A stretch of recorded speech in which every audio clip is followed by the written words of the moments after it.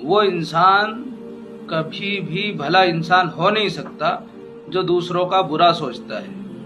एक इंसान दूसरे की बुराई करता है और वो किसी की नज़र में अच्छा बनता है, तो उस इंसान को समझ लेना चाहिए कि जिस तरह वो दूसरे की बुराई आपसे कर रहा है, आपकी बुराई भी किसी से ज़रूर करता होगा।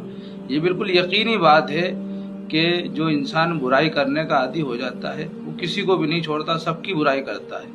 तो बुराई करने वाला कभी भी अच्छाई को हासिल कर नहीं सकता।